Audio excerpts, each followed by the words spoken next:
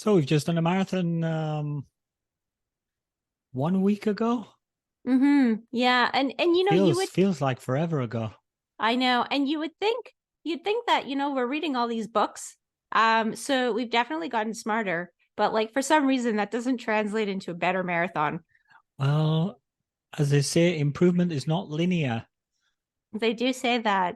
Yeah. So it's probably But good to talk about when it doesn't work as well as when it does work. hmm yeah, it really didn't work. I had my first mid-marathon porta potty stop. I always wondered why there were porta potties along the route because I was like, well, nobody really needs that. They're running their marathon. Yeah. But yeah, actually sometimes you need one.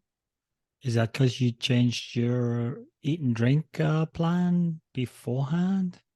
So I didn't, but you know what? I didn't do much practice this time around. You know how like usually we'll be running our long runs every Saturday and we'll take like our every 6K gel.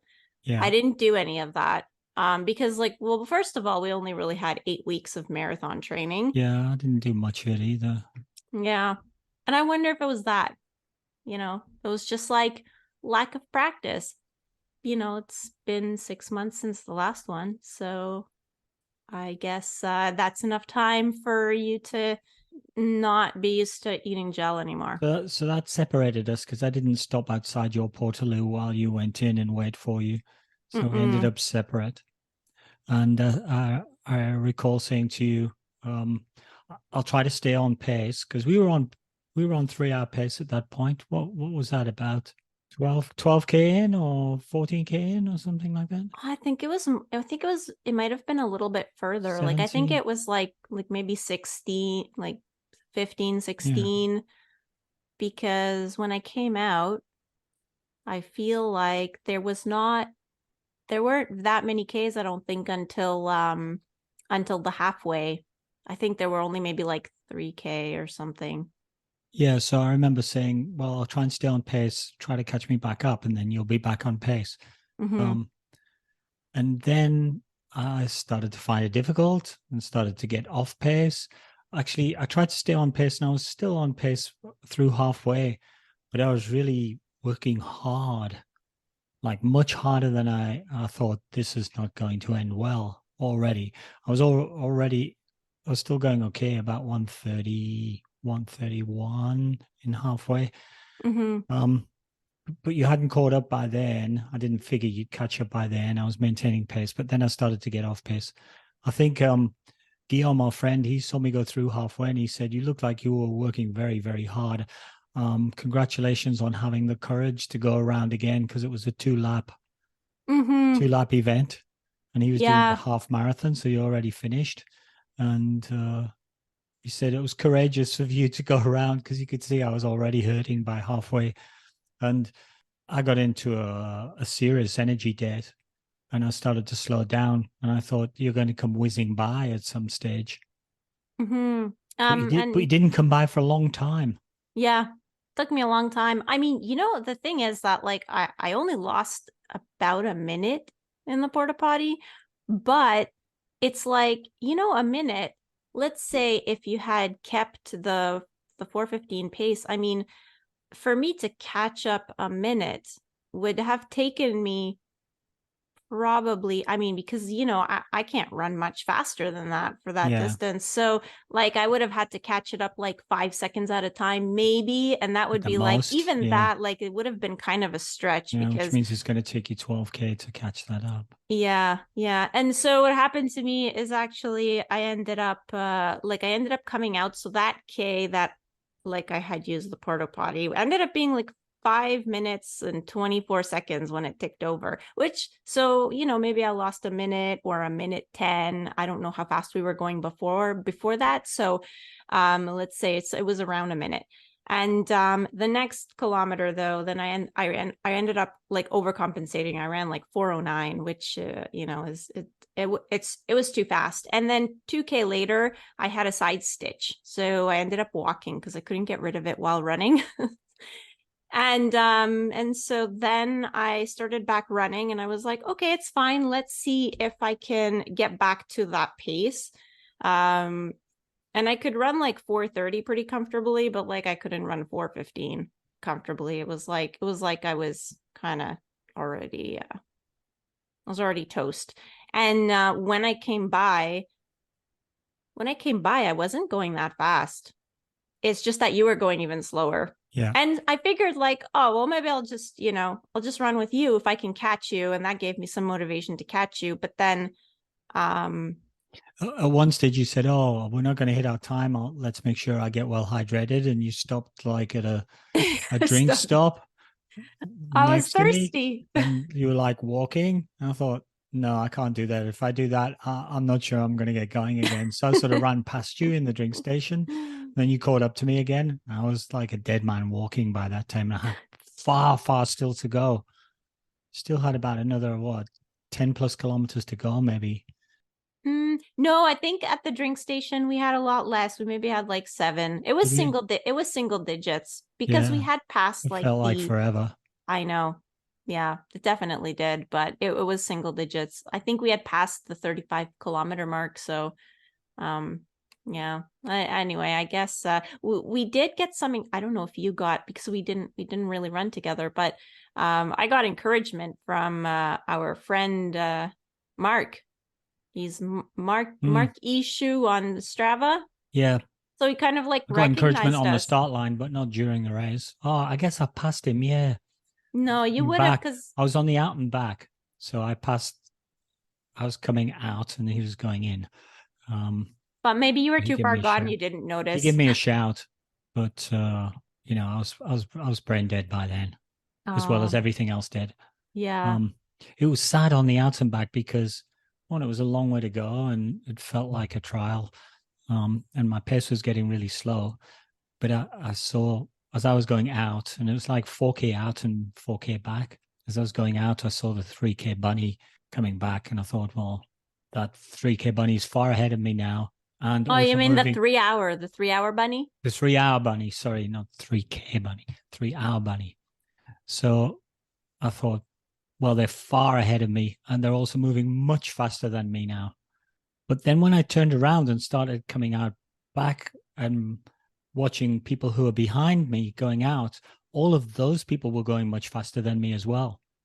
So I thought, oh, I'm just in damage control now. It's just a question Oh of how many no. people catch me up. And people kept passing me all the time. So I got Hmm. slower and slower. So I saw you running away into the distance with a little bit more energy than I had.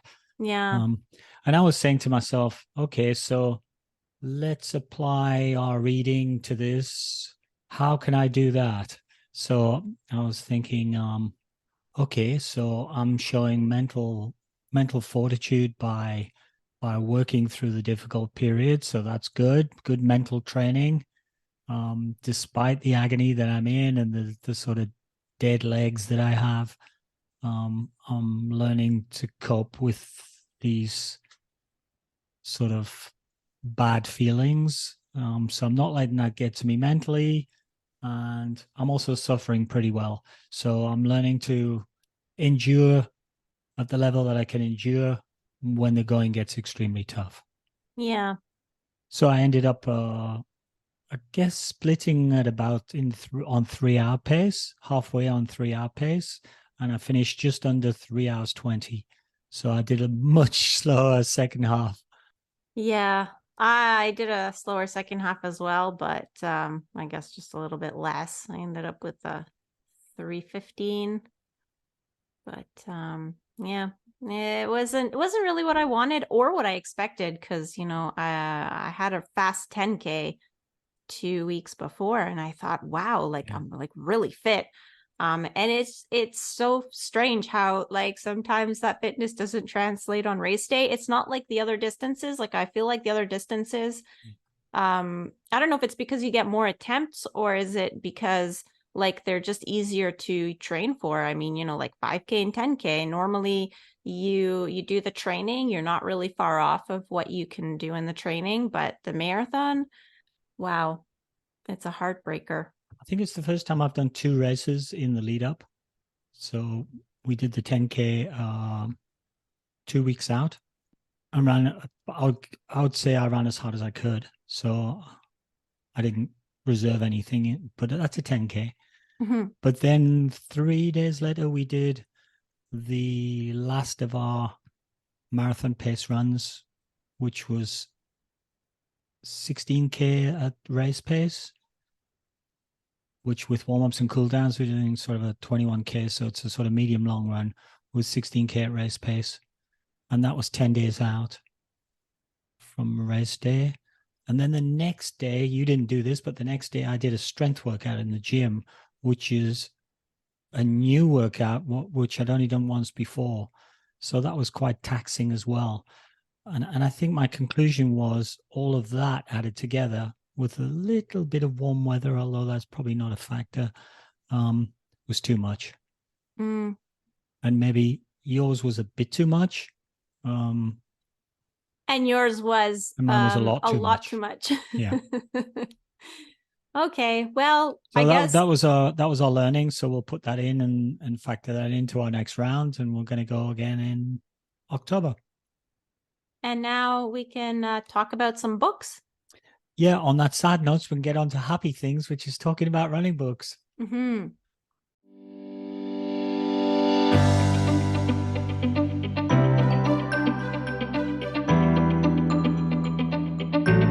Hi, and welcome to Running Book Reviews podcast, where we review books written for runners, about runners, and by runners to help you decide if you would like to read the book for yourself. We also hope that listening to us chat about running can help keep you motivated about your own running, or maybe inspire you to try something new. Or maybe just, not make you feel so bad about your own recent race result because we just told you ours. They were terrible. They were. Yeah, we're not very happy, but I guess it's like books. We're going to learn from it and move on, and hopefully move towards something better. So I'll introduce myself. My name is Liz, and with my co-host Alan, we are going to reminisce about the books that we've read since the beginning of the year.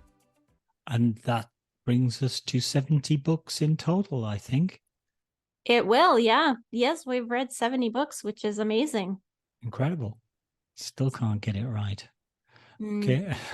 Yeah, I know. Marathon. Yeah, you would think Yep. like we would be really smart by now. And we would have this marathon thing mastered, but that's not how it works. So the first book, yep. The Mock Olympian by Michael Long. Yeah, so for me, what I took away from this book, I guess it was about goal setting. So Michael doesn't set really a traditional goal, like running a certain time for a certain distance or running a certain distance for the first time or things like that. Those are more traditional goals. He decides to run in every Olympic city. And what I guess that this idea taught me was that the goal doesn't matter as much as the enthusiasm and the motivation that it brings you to just keep on getting out there. So as long as it's meaningful to you and gets you out there, then it's a good goal. Absolutely. I mean, the idea is to have fun. We're probably not going to get any Olympic medals anytime in our future. The thing for me was, I guess, the connection with Go Running Tours, which is a running tour, a worldwide running tour company. And I do tours for Montreal. And Michael was somebody that I met. I gave him a tour. He's done a lot of tours with Go Running Tours, but I didn't realize he'd written a book. So that's how we made the connection, which was, I think, very cool. That was pretty cool. That was super interesting. And in his extravaganza of trips all over the world to run in Olympic cities, there are a few that entertained me quite a bit. One was Streak for Tigers in London. He did a lot of events in London because he lives in London. But a fundraiser for the Tigers of London Zoo. I never knew this, but the collective name for a collection of tigers is a streak of tigers. But London Zoo organized a fundraiser where everybody had to run naked, i.e. they had to streak for the tigers. And Michael actually did that. So he described it to us. Sounds quite hilarious. Yeah, I thought he was brave, actually. Like extremely brave. I'm not sure I could do that. The other thing was when he went to Tokyo, he stayed in a one of those capsule hotels, where the Japanese have these little tiny little, you just crawl in Mhm. And There's basically a bed and a light. You could like yeah, maybe read in there, but it's like a yeah. tube. One of his problems is he's extremely tall, so he had to sort of crunch up to get into Oh it. no, poor He said guy. it wasn't very comfortable, but that was quite a nice description that he gave us of that. One of the informative things that I retained as well, at the Antwerp Olympics in 1920, that was the first time that we saw the Olympic flag, with the 5 rings that everybody knows Mm-hmm. instantaneously. It never existed before the 1920 Olympics. That was the first appearance of the Olympic flag. Oh wow. See, A nice piece of info. I'm a guy, so I collect all sorts of useless trivia like that. I'll actually, keep that's probably what makes you good at trivia when we have trivia night at at the the pub. local. Yeah. Yeah. Yeah, which I don't usually go to because it goes too late for me, but You don't drink alcohol and it's I don't past your drink alcohol. I bedtime. know. It's like, It's so okay. many. I got you covered. Thanks, Alan. You can represent both of us. Yeah. So I guess then the next book after that one, we spoke with Pete Magill about his book Fast 5K, which Yeah. was a great chat with Pete. And Yeah. his book was great. And also, there are a lot of marathon books that we've covered. We haven't really covered Fast 5K. Yeah, that was pretty neat because one of the things that we were interested in was trying to maintain our speed at that point before we got into deep endurance training for the marathon. So we were interested in kind of how to do that and how to learn how to do that. And also Pete himself, he's a really fast 5K runner, and I mean, into his master's years, and he's coached other masters to run like sub 15-minute 5Ks, which is impressive. So It's bonkers quick. yeah, so that like what he's talking about. I mean, he knows he's been reproducing it for all kinds of people. I mean, before talking quickly about things that we got out of the book, the book consisted of sort of 25 training keys. So there were like 25 mini chapters, which was a good format. And the thing about Pete, apart from him being a great runner, is he knows an incredible amount of stuff and he's an incredibly good talker. Mm-hmm. It was like we just press the button and Pete just talks for 2 hours. Yeah, which on was high great. speed, which Yeah, is fantastic. I think that episode, like, people didn't have to listen to it at 1.5 times. Probably that would have been too much. Yeah. Yeah. It would have been like little chipmunks. What did you get out of Pete's book? Well, I mean, first of all, I mean, just overall, I got out that, it's I think that masters runners don't get that much slower because they're masters. I think they get that much slower because they stop doing all of the things that the younger runners are doing because they're worried about being injured.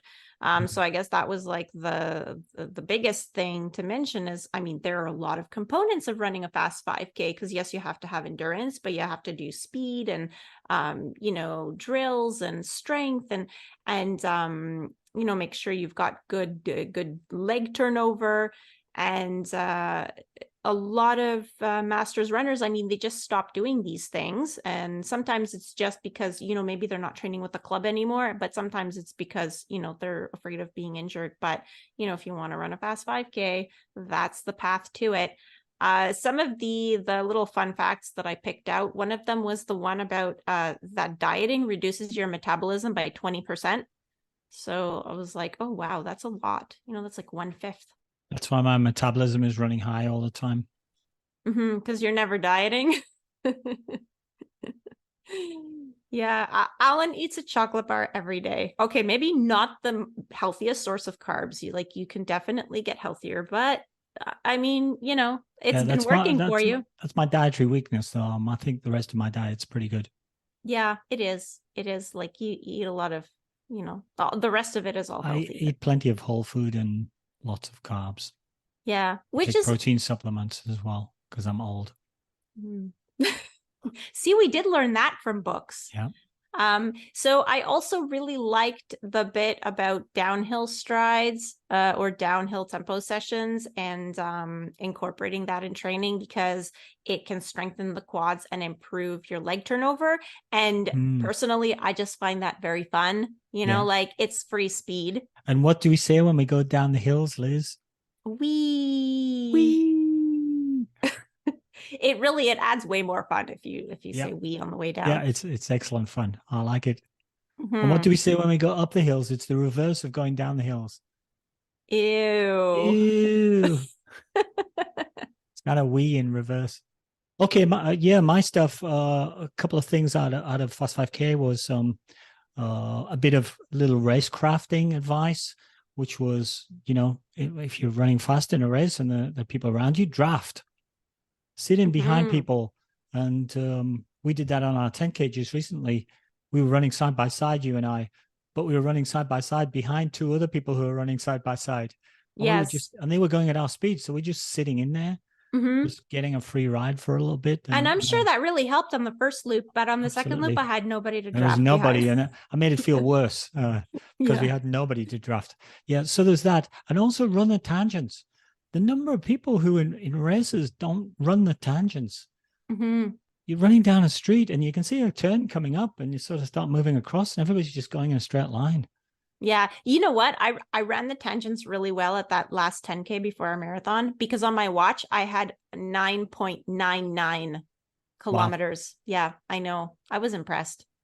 So you took the almost the blue line. If they'd drawn one, then you almost followed the blue line. But I paid attention and, there weren't it wasn't very, there weren't that many turns. It was, it was all down some residential roads, except for a bit that was on a bike path. And the bike path was maybe a bit wavy. So I tried to stick to the middle of that. But there was a little section for older runners in Pete's book as well, which, re-emphasized the fact that you should be trying to do some fast running. Don't let that drop that out of your training regime. But also in terms of keeping yourself still fit and reducing your chance of injury, recover a bit more before going for another quick session. And one of the things he suggested you could do as an older runner is if you're doing reps, if you're doing sort of, 12 reps, skip the last rep. Because it's often the last rep where you go, okay, this is the last rep. I'm going to put the full burners on and give it absolutely everything, put all the afterburners on, and then you get injured. So just don't get all egoistic about it. Maybe just drop that one. Or you could just run sensibly and be like, well, I'm supposed to do 12 times 400 at 5K pace. So what's my 5K pace for 400? And then you just run that for 400s and you run your last one in exactly that pace. And you should feel at the end like you could run another one. Yeah. But if you're Alan and you have no self-control, voice of reason, then you should just do 11 and skip the last one. Because that's the one that you're going to put all the afterburners on. Yep. Correct. There we go. Okay, advice for everyone. Next was Out and Back by Hilary Allen, which was her story of having a big accident when she fell off a cliff during a race. Broke every bone in her body. Yeah. And took many, many months to recover. And she was originally told she wouldn't run again. But she was determined to run again, and she did start running again, and she had another setback. And it's just her story of resilience. My first comment on that is best opening to a book ever, or one of the best openings. Shouldn't say best ever because I haven't read every book, but one of the best openings to a book I've read in terms of it just gripping you. I think we gave it to your husband, Andre. And he read the whole book. Yeah. Yeah. And he ended up reading the whole book. Because I said, if you read the first 2 pages, you won't be able to put it down. You'll have to read the whole book. And sure enough, that's exactly what happened. Because that's where she describes firsthand, she gives a first person description of basically falling off a cliff while she's running. And bouncing off the rocks and how it felt and sounded and how she felt afterwards when she stopped and she was barely conscious, and it was absolutely gripping stuff. I mean, Yeah. it was really, really adrenaline filled Oh reading. my gosh. Yeah, I can't even imagine being her. But then she also got the story at the end of like the person that basically saved her life. Yeah, the guy Manu, Mhm. who was the next person along the trail. He ran down Yeah. and tried to help as much as he could and made sure that, emergency services were called, and she was evacuated by helicopter and all of that stuff. I guess there's obviously a lot of lessons in the book about resilience and how a lot of small goals end up in a big achievement, which is like a bit like everything else in life. Olympians don't always know that they will make it to the Olympics, but they have small goals and they just keep on chipping away, and one day they're Olympians. So I guess that's kind of the overarching message that I got. And I think uh, like one of the other things that stood out for me is how much we appreciate something after we get it back because it's gone for a period of Mm. time. For Hillary, that was running. Like obviously she loved to run, and she was a high level trail runner, sponsors and everything, and she obviously loved the sport, but it's like she loved it more when she got it back after her injury, because she wasn't able to run for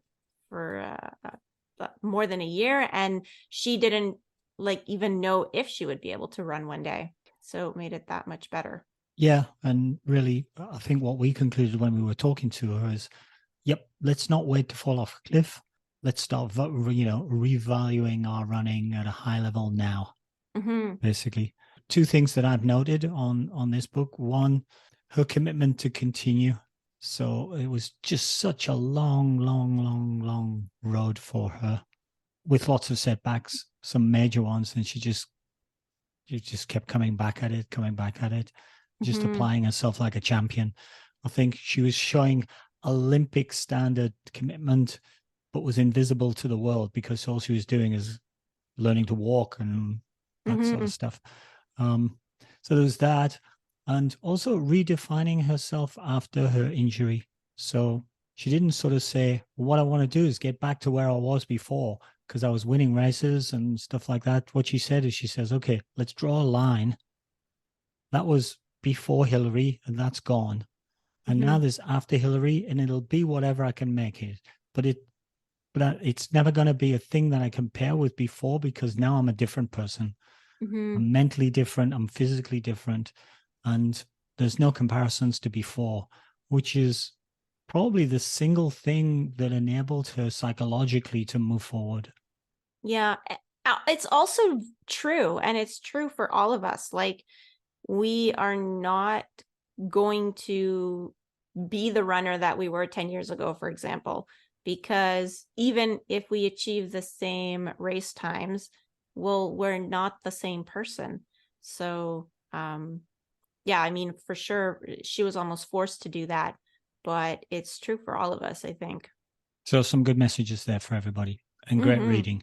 Yes, definitely. And the next one is really good reading too. It was A Runner's High by Dean Karnazes. And so it's also the story of his life. But he wrote a previous book, Ultra Marathon Man. And this was kind of like, I guess, the later part of his story, because Yeah. in this one he's kind of like, he still loves running, he's competing at a high level, but he's older, and so he's at a stage where like he's getting passed by younger runners, and he's a bit feeling like he's not sure if he's still relevant in the sport. Meanwhile, also he has his son is becoming an adult. He talks about that a lot, because it's sort of strange for him to because his son was his son, so it was always like the teaching went one way. It was like he was teaching his son what to do, but in a way it was like now his son was an adult, and his son was showing him that he's actually very capable. himself, and he's learned a lot from his dad, even though his dad kind of didn't realize. It was almost like he like woke up one day and his son was this like mature adult that's able to crew him on his run. So For me, this was one of the most surprising books, because I think when I saw it, I thought, no, I'm not sure if I want to cover a book by Dean Karnazes, because I was expecting him to be like macho, like no pain, no gain, and you got to go, as far as you can before you drop dead, sort of thing. That's, how you do it. But nothing could be further from the truth. He was sort of humble, quite introvert, modest, mm-hmm. Almost the reverse. He's now saying, well, I still love running. I like to run for the love of it. Can I still do it in a way that's sort of meaningful for me? Mm-hmm. And can I get into Western States 10 years after, finishing in top 10s all the time? Now I'm going to have to earn my entry. So I've got to get into the lottery system, and I've got to run a race to be relevant for the lottery, and going through it without any advantages. Yeah. Also the training, because he's motivated very much by an upcoming race to train. And so it was like, since he didn't know if he got in or not, it was like kind of difficult for him to train. And then he had to find a strategy for that. Whereas before he would know he's in because he was top 10. So he got elite entry. He could run whatever race he wanted, and it was on the calendar. And now it was like a little bit more unknown. And we get a good description of him trying to run the Western States as a mature runner, and how hard he finds it. Mm-hmm. He's, racing some of the cutoffs at one stage. I think he has to go into the second night. Is that Yeah. and he's like, well, but I've never had to run through a second night, Yeah, because normally what is this? yeah, because normally he would be finished in under 24 hours, but yeah. He's doing like yeah, 17 hours or something.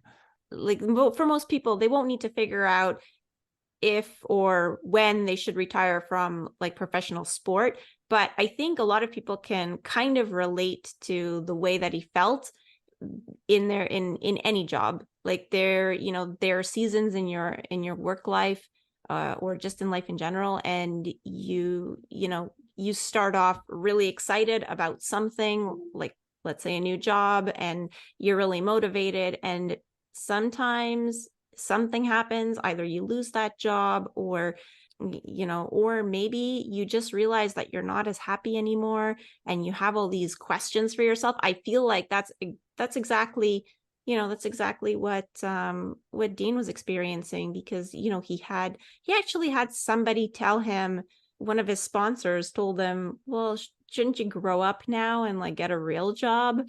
Yeah. So because of the questioning your own relevance. Yeah, I felt I felt for him. I think it's it's a situation that that a lot of us can kind of relate to. There was one nice story that I remember, where he was in one of the last aid stations at Western States, and struggling to find motivation to keep going, and really right at the bottom of his energy levels. And he met a guy, and he keeps doing this. So he keeps meeting people who go, hey, it's Dean Karnazes. Oh, ultra marathon man. ultra marathon man. And can you imagine, you're absolutely fatigued, you're exhausted, you're hungry, you're tired, and somebody's coming up to you and shaking your hand, and you can barely look up at them and going, hi, how are you? And he gets this all the time because he's so well known.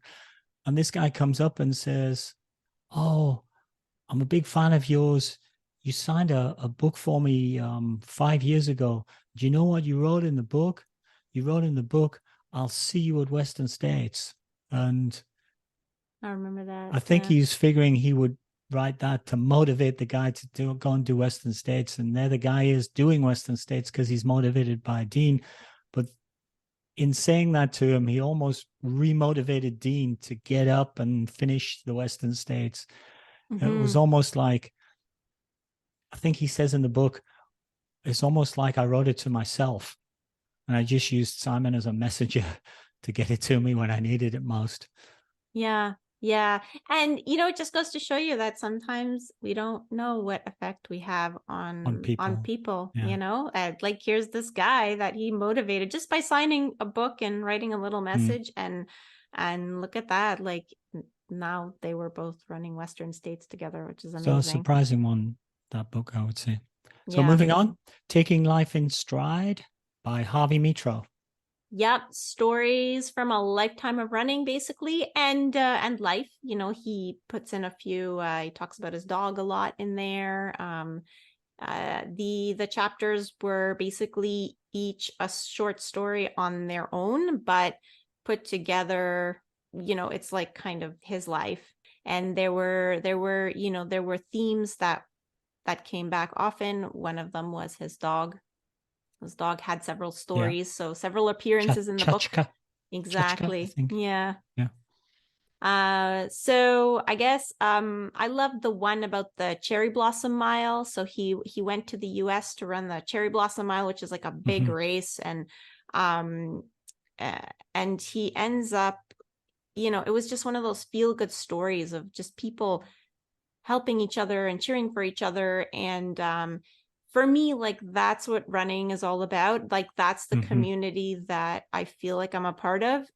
I feel like that story reflected what I think running. And if I remember rightly, he kind of surfs on all of that as well and ends up doing a sub 4-minute mile. Yeah. Is that the race? Yeah. I don't know if he did it at that race, but he also, he also got to know some people that told him about some other competitive mile races in the US. And because all of this was, word of mouth before, it's not like you went online and searched, best mile races to do. There wasn't any of that. So everything was word of mouth. And so he ends up meeting like some guys, and just the nature of the way that, he meets them, and that, they end up like, you would think that a competitor would be threatened by you, but no, it was like, no, you're really good, and like you gave me a run for my money, like you got to come and do this other race that I'm doing next month. Have another shot at me, sort of thing. Yeah And I can have a shot at you and prove to myself I can really beat you. Yeah, exactly. I mean, it is competition, so there's all kinds of stories and messages in there. I think one sort of sad one was the story of Danny Cassap, who defected from the Congo to be a runner in Canada. He won the Toronto and Montreal marathons at one time. And there's a story of him, basically finding a new life by leaving his home country.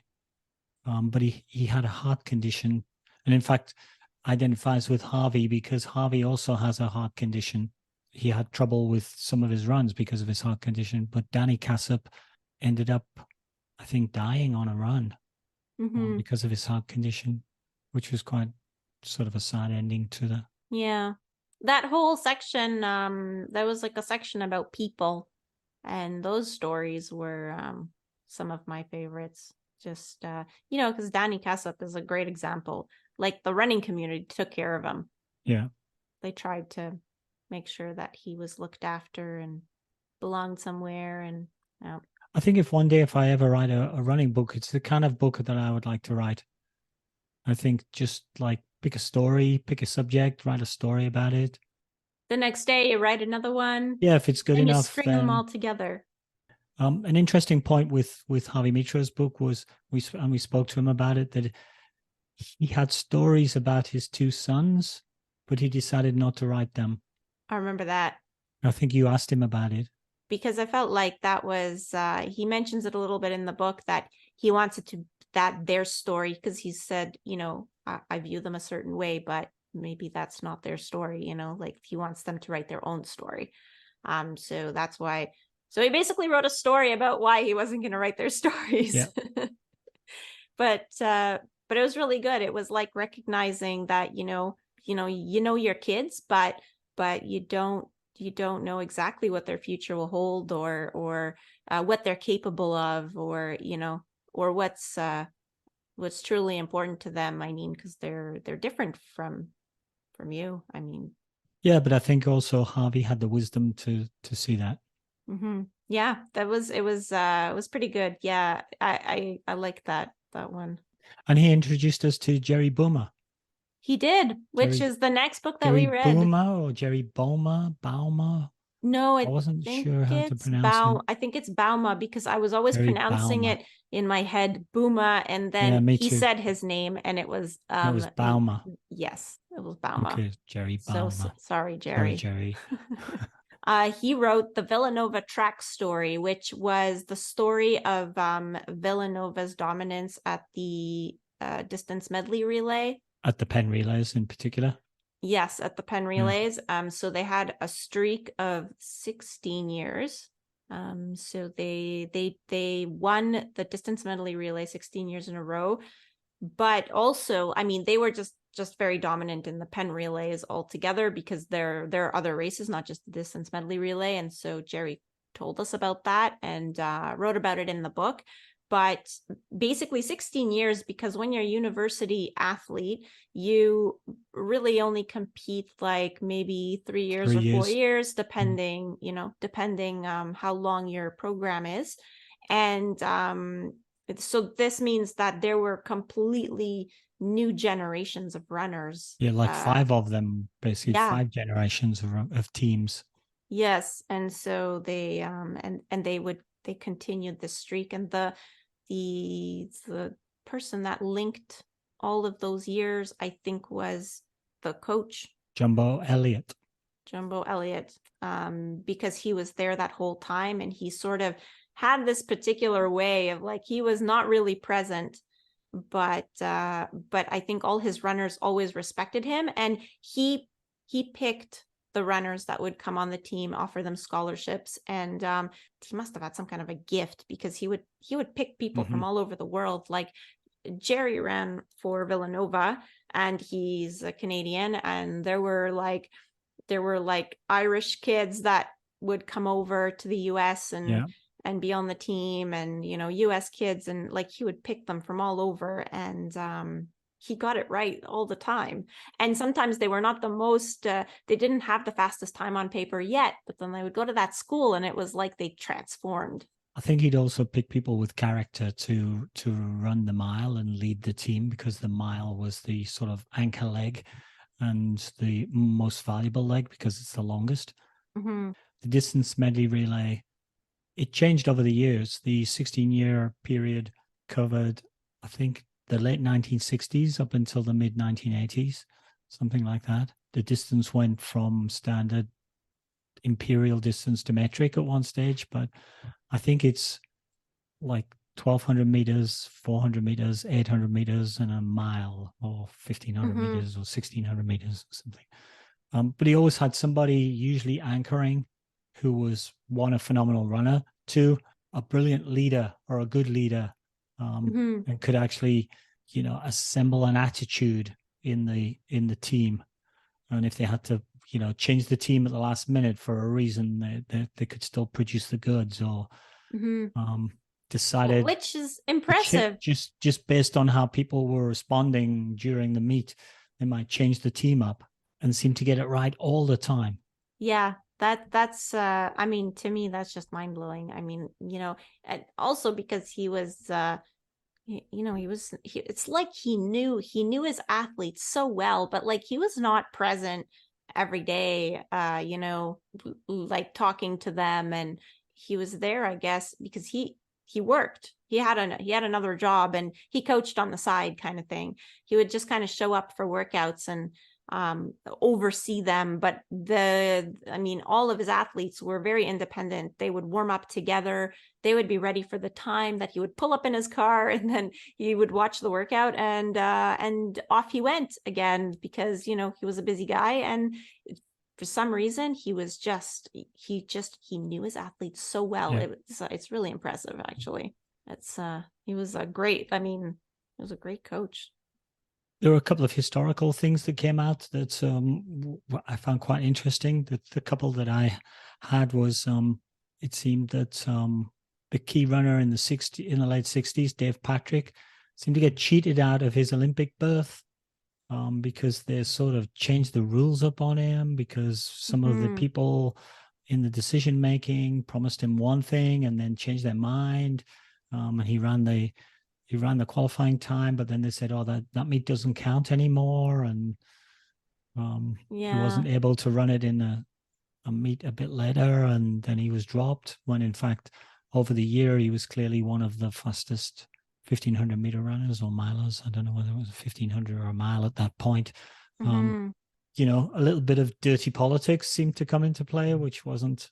Yeah, it seemed like the rules were not sort of pre-established. They were sort of just like they would pull out rules as they felt like making them. Yeah, I you guess get halfway through really the strange. qualifying season and you think you qualified, and suddenly you find out you haven't because you have to run at this race and you have to come in the top 3. Yeah. Since when? Oh, since now. I know. It makes you appreciate that now, you know, everything is pretty clear. Like I think athletes in the US at least, like they know how to qualify for the Olympics. Like there's a process to it. Yeah, and you can say it's unfair because if I don't have a good day on that day, but at least you know what the rules are. Exactly. Yeah. I think also, you know, Villanova, like they had a fantastic running team, but they weren't the ones that had the greatest facilities. So I guess you know, it just goes to show you that the fancy facilities don't equal greatness. It's really like what you do with what you have rather than what you have that counts. Yeah, that was quite true. Certainly in the beginning, they had what looked like very old-fashioned setup. Maybe that's what hardened them up. They're having to run outdoors in bad weather and stuff like that. Yeah, maybe. I mean, you know, running on the boards and having to shovel them sometimes before their workout because, you know, they'd be snow covered. So you'd have to take the snow off. Otherwise, you can run. I mean, you can run on the track. An excellent bit of US track history. I guess college track history, which I didn't know anything about before reading it. Me neither. Didn't even know where Villanova was. Yeah, it's that was nice. That's great. I think it's great that that Jerry wrote this book, and he was actually a member of one of the teams. He was an athlete during one of the eras, and he wanted to give back. He wanted to make sure the legacy was recorded. Okay, so on to the next book. Run Your Best Marathon by Sam Murphy. Oh, we said that in stereo. We did. So fun fact. Oh, maybe we should just give like a general overview of the book. So obviously a marathon training book, but not so much about plans, although there were some plans in there, but it was more about a global view of what your training should include, and a little bit of like the science behind, you know, why you should do certain things. Absolutely. I mean, usually if you get a marathon training book, it'll say, here's a whole load of stuff, and at the back there's some plans. But actually Sam Murphy's is kind of, the focus is reversed. It says, here's an intro, and here are some plans, but here's all the stuff that you need to think about when you're looking at the plans, or when you're thinking about the plans. Yeah, so I think also it's because like it's not just about the plans, it's also about the execution, and because we're all like different, I guess, you know, it's helpful to know what you should kind of adjust, or how you should think about things. So I guess well, there were like kind of two fun facts that, I mean, the book was full of facts. Like like we could probably spend another hour talking about this book. But so one of the things that that kind of stood out for me, because Matt Fitzgerald also talks about it in one of his books, was studies found that RPE tallies well with oxygen uptake and heart rate, which means that our bodies are really good at knowing how hard we're working. What's RPE? Rate of perceived exertion. So like, you know, the scale 1 to 10, where number 1 is like you always say that when I say what's RPE, you always say rate of perceived exertion. Sorry, no, it's not. I always say relative perceived exertion. Yeah, maybe we you're read right. different books. No, maybe you're right, and I just, you know, remembered it wrong. Anyway, it's the scale 1 to 10 about how hard something feels. And 10 is like all out effort. And 1, I guess it's like walking, because an easy run would be about 3 or 4 out of 10. So that kind of gives you an idea. And so basically the idea is that our bodies know how hard we're working. And so it's much better to go by how hard your body feels it's working, rather than go by like a pacing strategy for a race, because every race is different. You might be fit to run, let's say in our example that we were talking about at the beginning, we were fit to run close to 3 hours for the marathon, but hey, it didn't work. Why didn't it work? Well, we don't really know, but like there could have been so many factors. Like was it that we weren't recovered enough, so the effort was too hard?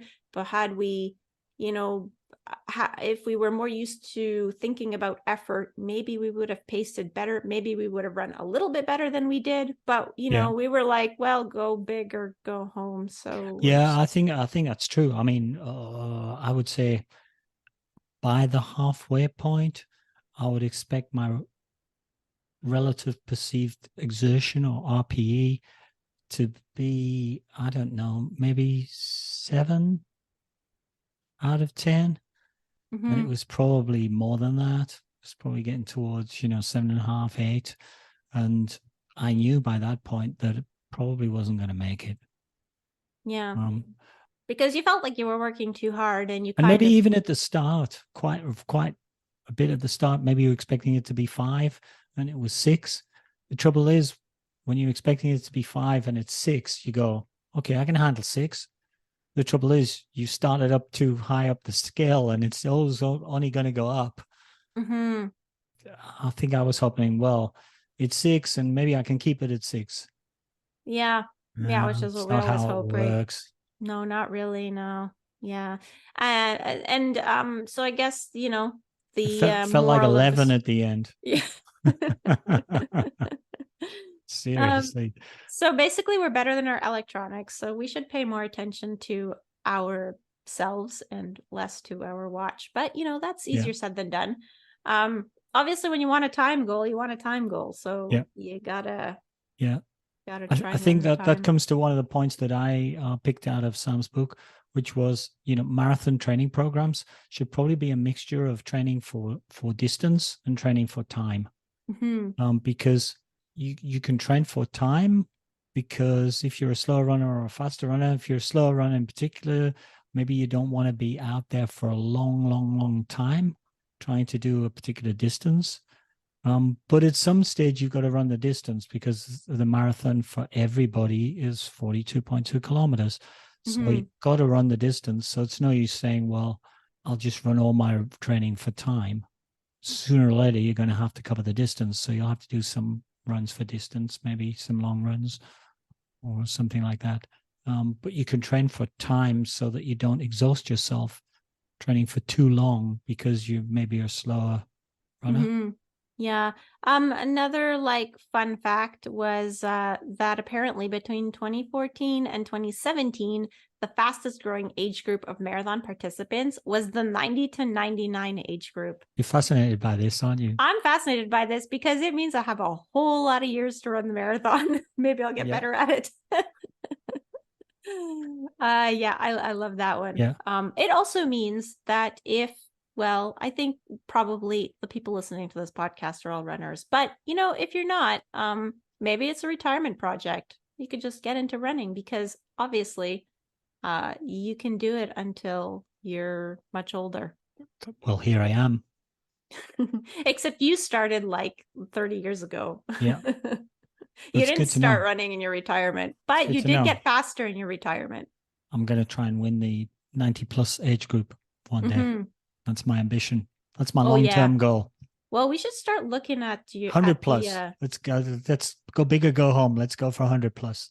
Okay, let's see what the current record is for Canadian Masters. Oh no, I probably won't be able to do it, because it'll be Ed Whitlock's. It'll be a world record probably. No, Ed didn't make it to 90, did he?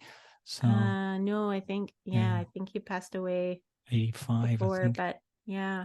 Yeah, Anyway, he was phenomenal anyway, actually. let's not get distracted too Another much by that. story. Yeah. Yeah.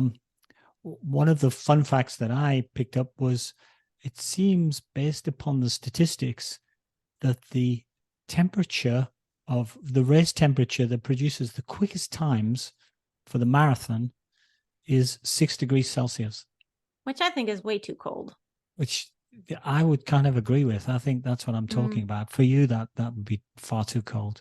Yeah, and because in the 12, you have past, to put on like two layers of leggings and all that sort of stuff. so yeah, because in the past, I had I think it was my past coach that shared with us like a table of speeds, and so like if you're a certain speed, like, and then it's hot or hot and humid, like it will affect it's like online adjustment somewhere. factors. Exactly. And I remember that on that chart, I think the optimal temperature where it was like that's the perfect one was 12 degrees, which for me I feel like 12 degrees Celsius is right. You know, that Yeah, I could. six does sound a bit cold, but I would say 8. Okay. Well, I know Yeah. for you, like that's Okay, so I'm probably, going to say 8 and you're going to say 12, so we'll call it 10. That's my I final offer. guess. Oh, okay. I guess Okay. yeah, okay, fine. We could say 10. The other little piece of advice, which is kind of cool, very simple, is particularly if you have problems being a bit overhydrated and having to stop at the toilet while you're running, just stop drinking 1 hour before race time. Mm-hmm. Just because I think a tendency is you're kind of nervous. So you go, oh, I don't want to get dehydrated or anything. So you carry a water bottle around with you. And then because you're nervous, you sip on it. Mm-hmm. Sip on it right into this starting corral. You're still sipping on your drink. And then And then it goes into your bladder. 20 minutes down the road, you need to stop. And a handy tip is if you think you're going to have that kind of problem, just stop drinking 1 hour before. Then you've done your last pee before you start, and you don't get another pee until you've finished. Hey, presto. Yeah, because also like while you're running, you're gonna be getting slightly dehydrated because it's hard Yeah. to keep on top of your And hydration when you you're can running take drinks as you that run, long. take drinks at all the drink stops. But even that for me, it like equals like a sip or two, you know, like Me I have too. a hard time like running and taking Yeah. those fluids and then actually getting it inside as opposed to all over my shirt. Like it's But very what we also know challenging. is slightly dehydrated is perfectly okay. Mm-hmm. Your Yes. body's almost conditioned to that. Yeah. And all the top marathoners, they finish slightly dehydrated. Yeah. So, and they're winning. So, you know, can't be Yeah. that bad. So we enjoyed marathon running books so much, we did another one straight afterwards. Yeah. Run Faster Marathons by Knighton. Yep. And it was really interesting because I found that this book was like almost seemed like the Cole's notes for Run Your Best Marathon because, you know, Sam Murphy goes into all the science and I mean, not really deep. Like she does it in a really good way where it's educational and she pulls out like what you should retain for you. You don't have to like figure it out on your own. But Chris, he just tells you the facts like, you know, like 10% rule doesn't really work, try this instead, you know, or you know, you need to do a warm up before your track sessions or, you know, things like that. He does that super well. I guess the top tip was the 10% rule one that he described, which it was actually not the first time that it was mentioned, because when I was going through my notes for all the books, I found that like Pete Magill also had like a variation of that. And where he mentions like for 3 weeks, you should keep your volume stable for 3 weeks. And then you'll have like a dip week, like a down week. Yeah. And Chris, he says, and then increase after that. Yeah. And Chris says that you keep the mileage steady for 3 weeks. Then you dip by like 25%. So 25% less for your like recovery week. And he actually gives you a strategy. His strategy to increase your mileage to like the next level would be to increase every run by 1 mile. And then so you keep it steady for another 3-week block. And that way, like you're increasing a good amount for the people that are at low volume, because when you're at low volume, 10% is like Doesn't really work. negligible. Exactly. Yeah. And then when you're at high volume, 10% is way too much. So this Yeah. is sort of like the sweet spot. So that was good. Yeah. I mean, 10% rule is just some thing people use just to make the point that you shouldn't increase it too much, but it really doesn't work if you're not in the middle sort of zone in terms of mileage. To begin with, you have to do a bit more, as you say, and later on you have to do less. Yeah, exactly. I guess I had a quote that I liked from his book as well. Go for it. The skills we improve through running, so like discipline, patience, courage, and confidence, do not only make us better athletes, they also make us better husbands, wives, sons, daughters, parents, friends, leaders, and teammates as well. What about fatigue and grumpiness? Because I get those through running sometimes. Oh, well, he didn't mention those. I think those are just like when, you get your training plan wrong. Probably they don't apply normally. It's true. But they don't make you a better husband or wife. That's for sure. Yeah, I guess like they're not very positive. He left those ones out. It's true though. I mean, I was just making a joke. It's true though. My wife Melanie, she sends me out for a run sometimes. Says, "Oh, you seem grumpy. Have you been for a run?" No. It's raining outside. I'm not sure I want to go. I think you do need to go. I think you should go. Out you Go go. put on your raincoat. Come back and everything's fixed.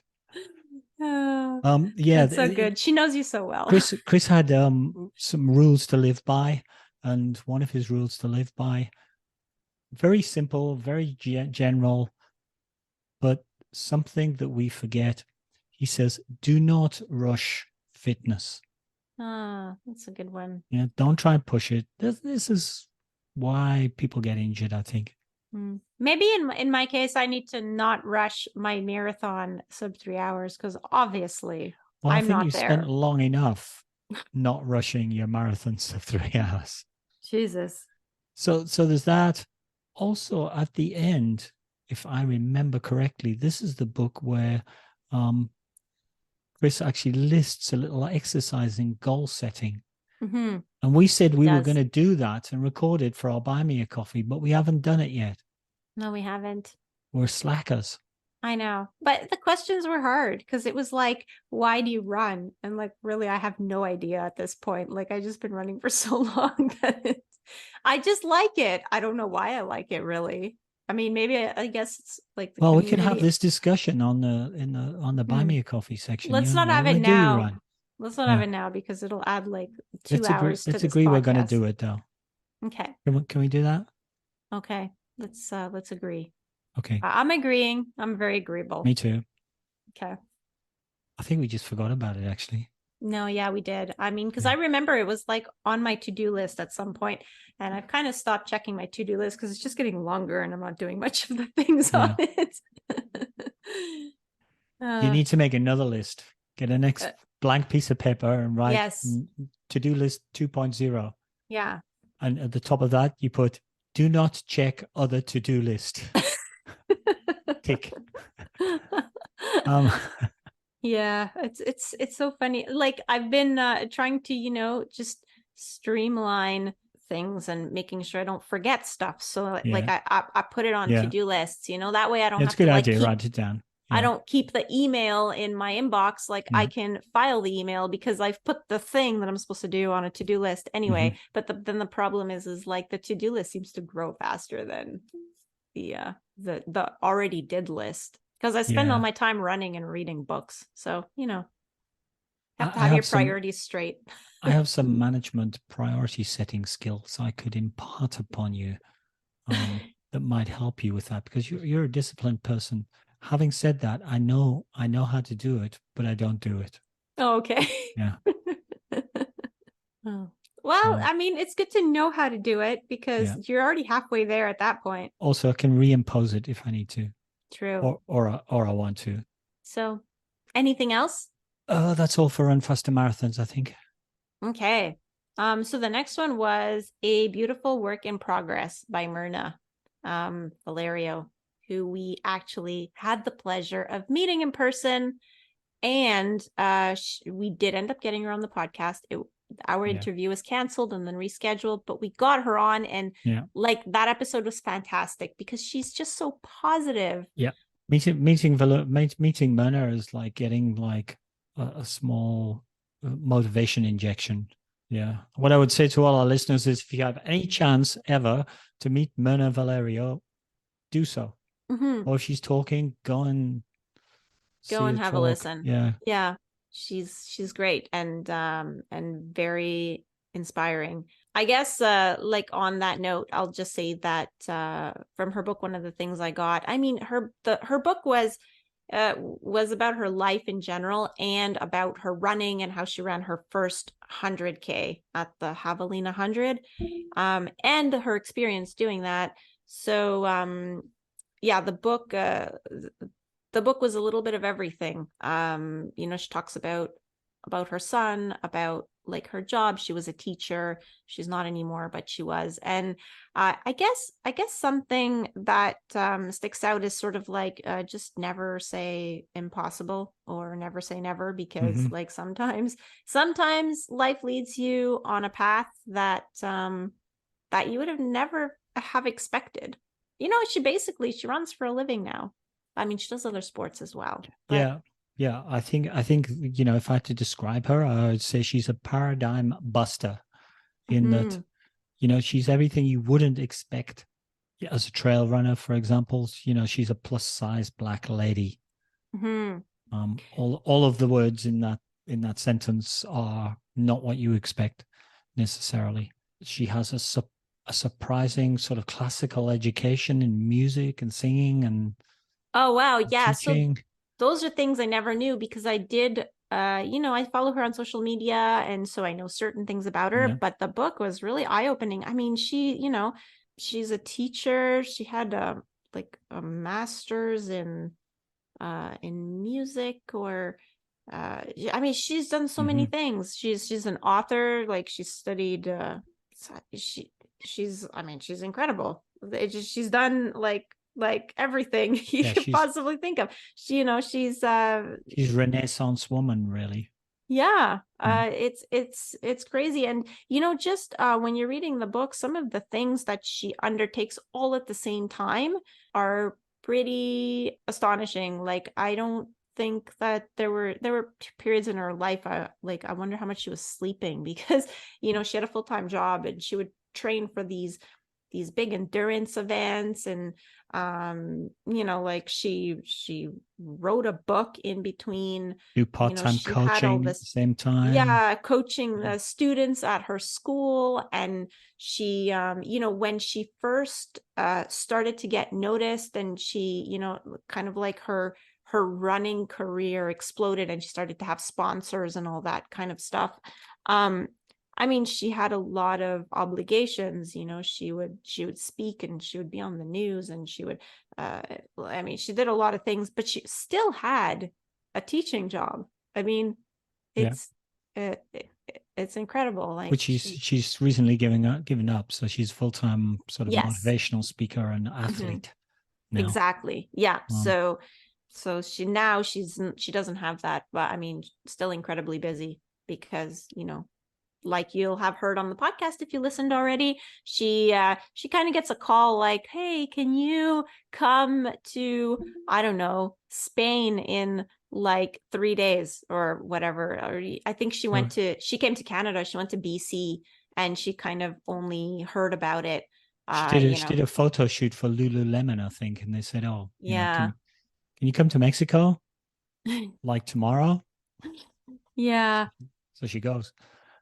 I think that one was BC, but I think she came to Canada for that. But anyway, long story short, I mean, she just gets these phone calls, and it'll be like, yeah, can you just like hop on a plane in like 2 days? And she definitely has a supportive family, and gets to do all that. But I mean, it's still impressive.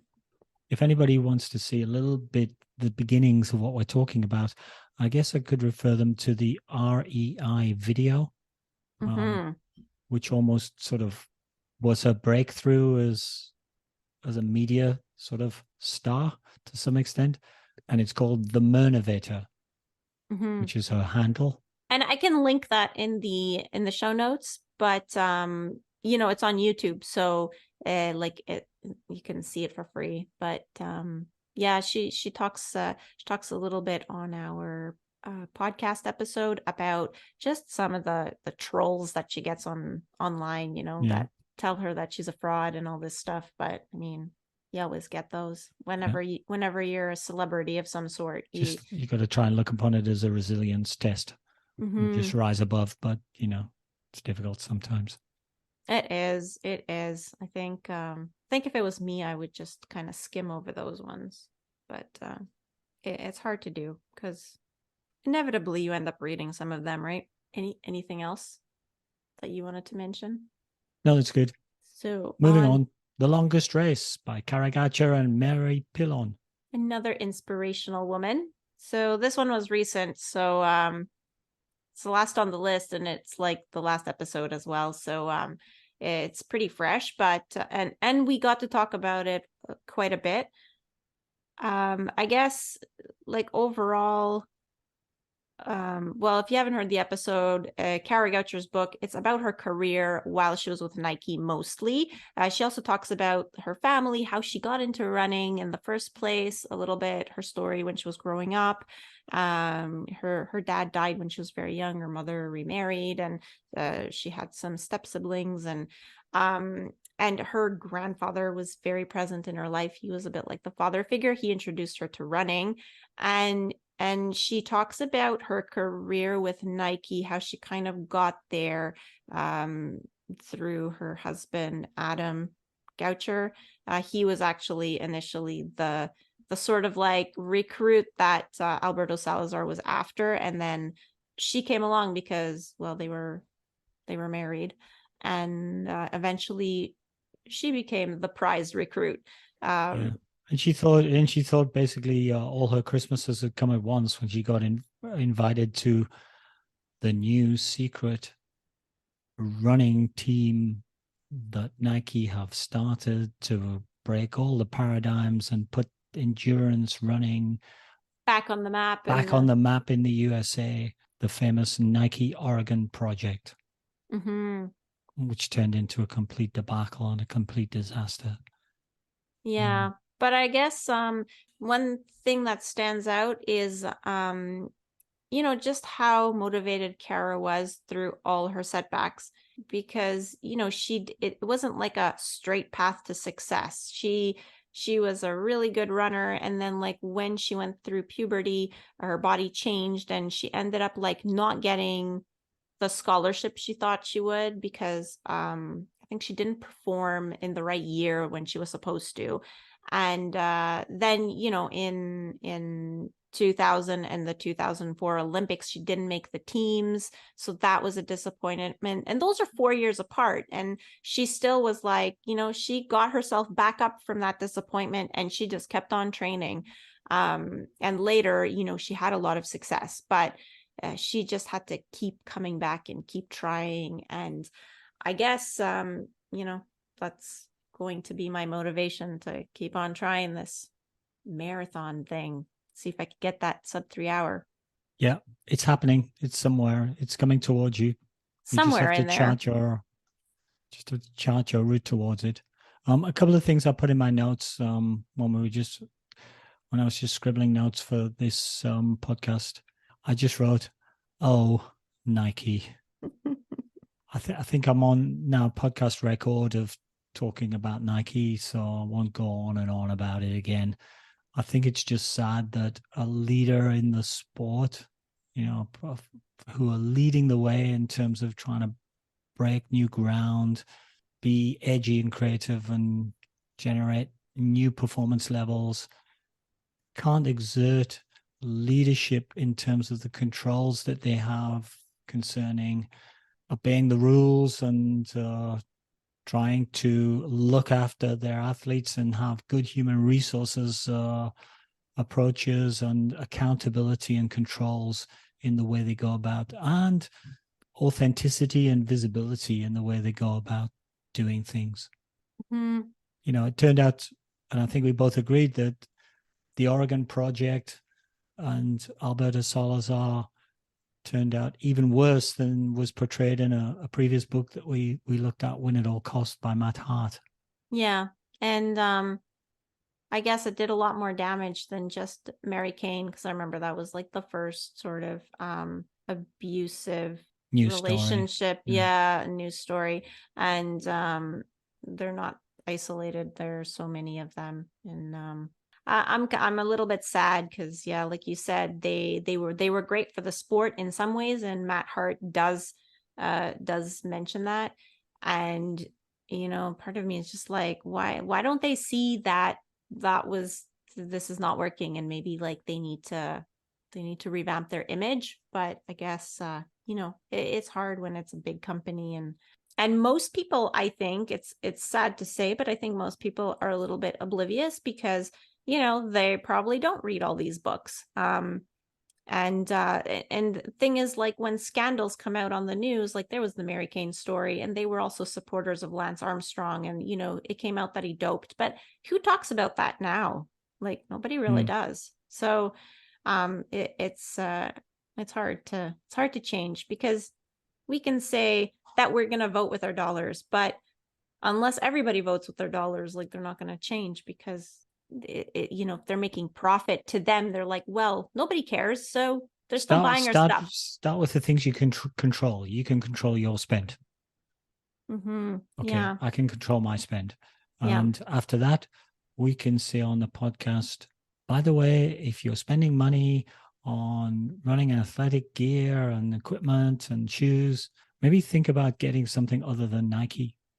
And especially now that there's so many options. Every single company has race shoes, and a lot of the companies actually have better running gear than Nike does. I mean, Nike tight shorts, they have no pockets in them. I mean, you know, for women, because you know, we need to carry our car key somewhere and stuff. Like, for women, like Lululemon has excellent gear, and Brooks has excellent gear. And we're doing a pitch for sponsors now, are we? Okay. No, we're just saying that I really love Saucony shoes. Did you hear that, Saucony? You haven't responded to my email yet. No, I'm just saying that with all the options, I mean, it's easy to avoid one company. I guess we're just kind of hoping that the other companies are not a bit more of the same, but I like Brooks running shorts. They're rather good. They have all the pockets in the right places. Yeah, Andre likes his too. I got him some last year for his birthday. Yeah. And he likes them. They have gel pockets. Very useful for like the marathon. Absolutely. Well, or trail running. I think I got it for him for trail running. Solomon make great hydration packs. Fantastic hydration packs. Yeah, except you can't really wear those in a marathon. I mean, you can, but no, but you can train in them. Yes, definitely. And I do. Anybody else you'd like to try and persuade to sponsor us by telling them how good they are? I don't know. I mean, let's not go there. Let's not go there. Nobody's going to pay us at this point. No, definitely not. No. So just to okay, so that's it. Another 10 books. Another 10 books in the bag. I know. And that's it. There are no more books that we haven't read. So that's the end of the podcast series. No, because there are tons of books that we haven't read, and the list just keeps getting longer. We have good ones coming up. Well, you're looking around for your books. I was looking for my books. Yeah. Alan's got his pile over there right beside him on the bookshelf. But yes, lots of great things. I don't know. Should we give spoilers? I mean, I don't know if we should do that, but you know, okay, well, I guess we're giving spoilers because Alan just keeps showing me all these books. So we haven't mentioned any of them yet. Oh, that's a good one. Are we giving spoilers? I mean, hey, we might as well, right? We could do that. Okay, so because that's far down the track, probably. Yeah, that one's far down the track. Anyway, we So do we want to give one or two spoilers for things that might come up in the future? Let's give one or two. So on the list, we've got, oh, you're letting me pick? Okay. On the list, we've got Greg McMillan's You Only Faster, which I started reading. And we also have a new one. That one is Human Kinetics, isn't it? Run Healthy by Emmy Aguilard, Jonathan Kane, and Alison Goldstein from our friends at Human Kinetics. Yeah. Who are constantly producing running books. I mean, I think we could probably be the Human Kinetics running book podcast, and we would probably never ever run out of books. I mean, it's unbelievable. For every book that we review, I mean, there's probably 2 others that we don't. Should we tell our listeners about our coaching training? We could. So Alan and I are doing Matt Fitzgerald's, the 80-20 endurance coaching program. I guess it's not just Matt Fitzgerald, it's him and his partner that created this coaching program. Comes with a book. And we will, at the end, we'll do an episode, and hopefully we can have Matt on and we can chat about the coaching program and the book. We need to finish the program first, though. We do. I think I only did 1 chapter. Yeah, me too. As usual, I didn't quite do 1 chapter because I'm always just behind you. Oh, well, yeah, I guess it's kind of how it goes. But you do a good, you have a good sprint finish. So you end up just, it's true, hammering it out at the end. Yeah. I'm more of the slow and steady type in the book reading and the other stuff. So I'm just quickly counting the books that we haven't covered yet. 1, 2, 3, 4, 5, 6, 7. We have 7 books in the pile. Lots of good podcasting to come. Yep. And no danger that we run out of books. Nope. So coming to a podcast, one of your favorite podcasts near you, i.e. running book reviews in the near future, all sorts of running goodies in terms of books that I'm sure you'll love and will teach us things as well. So thank you for listening to another episode of Running Book Reviews. If you'd like to leave us feedback about how we can improve the podcast or want to suggest a book that you'd like us to review in a future episode, please leave us a comment on social media. We are Running Book Reviews on Facebook and Instagram, and on Twitter we are reviews_running. Please also follow us on social media to find out about new episodes when they are released, or you can just subscribe to the podcast on your favorite streaming platform. If you've been listening to us for a while and would like to try and help us out a little bit, here are some suggestions. If you're enjoying the podcast, spread the word. That would really help us. Tell your friends, share a link about your favorite podcast episode with a running partner or in your club. Costs you nothing, and we get a bit more leverage, and we can spread the word on our podcast. Leaving reviews is also good. Apple and Spotify have 5-star systems, and on Apple you can actually leave a written review. We'd also appreciate a few words of encouragement. It keeps us motivated. We're also on Buy Me a Coffee. If you go to buymeacoffee.com and look for Running Book Reviews, you'll find there are quite a few little articles, photographs, outtakes, or audio comments. You don't need to buy us a coffee, but we appreciate all coffees. And you can just enjoy the goodies that are on there, and more will be coming in the near future. That's all from Running Book Reviews. Bye for now. Bye.